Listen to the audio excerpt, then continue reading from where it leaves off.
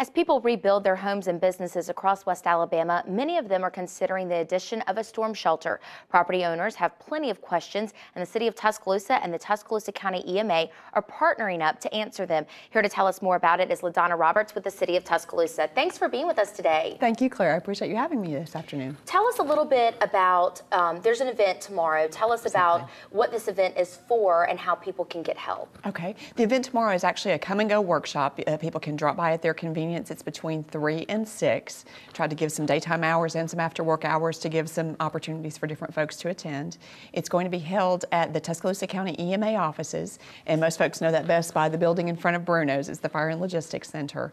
So people should just feel free to come by anytime between 3 and 6, bring their questions, bring whatever materials they have to this point, and we'll see what we can do to help them finish those applications.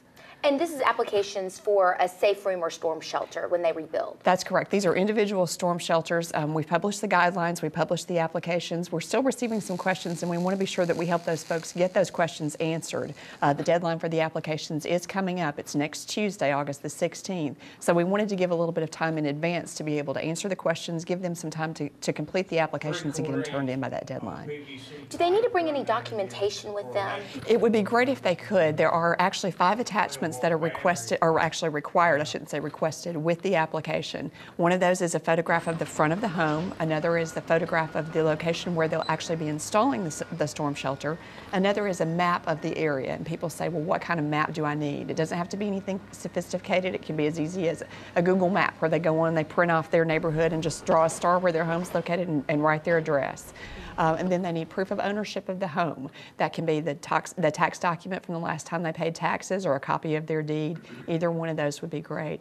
And then the final thing is a copy of their construction plans. I brought along my little visual aid here. This is a copy of the FEMA publication that actually has some drawings inside of it. I'm probably wreaking havoc with the camera guy who's trying to see here.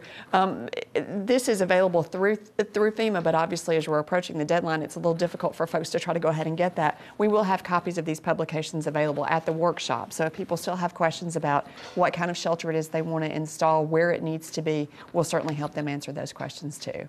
And people can apply if they've had damage to their homes or if it was destroyed, correct? Or do they need to rebuild first? Actually, well, as far as rebuilding, let's get to that question as a second part, but anyone can apply. It's not strictly limited to anyone who was impacted by the storm. This is open to all residents of Tuscaloosa County. So even if you had no damage, you can still apply? Exactly. Everyone's eligible to apply. And how much will FEMA pay of the storm shelter? It's a reimbursement package, and that, I'm getting back to the rebuilding question that you had.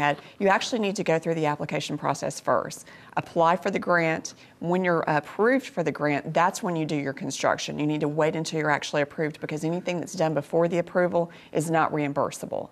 Okay. So you apply, you get accepted, you do your construction, you pay for your storm shelter, and then FEMA reimburses up to 75% of the cost, capped at $4,000. Wonderful. Well, thank you so much for being with us today. We appreciate it. Absolutely. Thank you. And the Storm Shelter Workshop is tomorrow for people who still have additional questions. It's Friday, August 12th at the Tuscaloosa Fire and Rescue Logistics Center. That's the one in front of Bruno's on McFarland Boulevard. The Come and Go workshop starts at 3 p.m. You can find the shelter applications online at TuscaloosaFord.com. For more information, call 311.